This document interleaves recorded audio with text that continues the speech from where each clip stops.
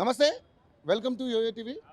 ఈరోజు గాంధీ భవన్లో ఏదైతే మొన్న ఓడిపోయినటువంటి ఎవరైతే ఎమ్మెల్యేలు ఉన్నారో వాళ్ళందరితోటి కూడా ఈరోజు ఒక మీటింగ్ మన పొన్నం ప్రభాకర్ అధ్యక్షతన ఒక మీటింగ్ అయితే జరుగుతూ ఉంది. లోపల ఇప్పుడే మీటింగ్ కంప్లీట్ చేసుకుని ఫిరోజ్ ఖాన్ గారు బయటికి రావడం జరిగింది. అసలు ఏం జరిగింది లోపల ఏంటని కనుక్కుందాం. ఎందుకంటే మరి వీళ్ళకి ఏమైనా ఆపరేటివ్ పోస్టెట్లు ఏమైనా అలాంటివి ఏమన్నా వాళ్ళకి ఏమైనా ఆఫర్ ఇచ్చారా, ఏం జరగబోతుంది అసలు? ఎందుకంటే చాలామంది ఆస్పిరెంట్స్ ఓడిపోవడం జరిగింది.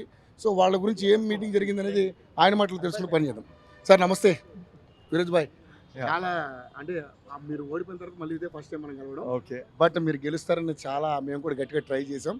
సేమ్ మీరు మళ్ళీ ఇప్పుడు ఓడిపోవడానికి గల కారణం అవే బోగస్ ఓట్ల 100%. 50% ఓట్లు తీసినారు. 1,00,000 ఓట్లలో 50,000 తీసినారు. ఓకే, అది 50,000 అట్లనే ఉన్నది. Election commission of India, CEO Telangana Jabardasth పని చేస్తారు.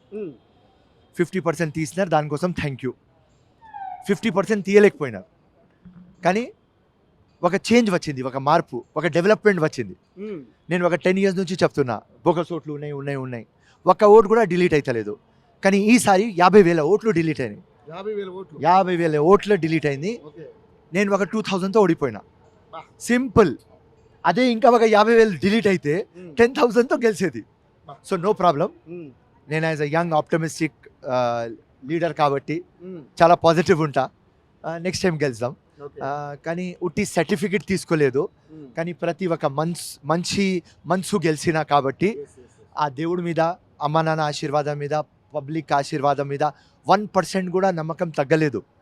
So no problem. Next time అదే జోష్, అదే స్పిరిట్, అదే same. Morning same office, night 24/7 public. ఇప్పుడు తెలంగాణ వచ్చింది కాబట్టి బంగారు తెలంగాణ అవుతుంది కాబట్టి డెవలప్మెంట్ అంతే. మొన్న జరిగినప్పుడు మనం ఆల్రెడీ ఎలక్షన్స్ ముందు మనం మిమ్మల్ని ఒక ఇంటర్వ్యూ చేశాను నేను. ఆ రోజు మీరు కాన్ఫిడెంట్గా చెప్పారు, వేరే ఆప్షనే లేదు, కాంగ్రెస్ పార్టీ ఇక్కడ అధికారంలోకి వచ్చేది, దేవుడు దిగి వచ్చినా సరే దీన్ని ఎవడో ఆపలేడు అన్నారు. అదే నిజమైంది. బట్ మీ విషయంలో ఎందుకో లెక్క తప్పింది. ఎలా ఫీల్ అవుతున్నారు? ఓకే, రేవంత్ రెడ్డి ముఖ్యమంత్రి అవుతాడని స్టార్టింగ్ డే నుంచి చెప్పిన ఒక వ్యక్తి ఫిరోజ్ ఖాన్. అవును, ఎండింగ్ దాకా కూడా అదే చెప్పిన. మా పెద్ద పులి ముఖ్యమంత్రి అయినాడు. కాంగ్రెస్ గవర్నమెంట్ వచ్చింది, కాంగ్రెస్ పార్టీకి వెళ్తూరు వచ్చింది. నేను కొద్దిగా ఇంకా వెళ్ళిపోయినా, కానీ no problem. Congress party, Sonia Gandhi, Rahul Gandhi, Priyanka ji, Kharge ji, KC Venugopal ji, Revanth Reddy ji and ఇంకా అందరు సీనియర్లు, ప్రజలు ఆశీర్వాదం ఉంటుంది, ఏదో వస్తుంది. సో 100% గవర్నమెంట్ మనది.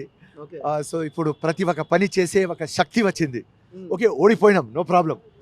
కానీ ఎంఆర్ఓ కానీ, ఆర్డీఓ కానీ, కమిషనర్ కానీ, కలెక్టర్ కానీ, ఎవరైనా కానీ కాంగ్రెస్ పార్టీ ఓడే కాబట్టి పబ్లిక్ పని అవుతుంది అని ఆ సంతోషం ఉన్నది.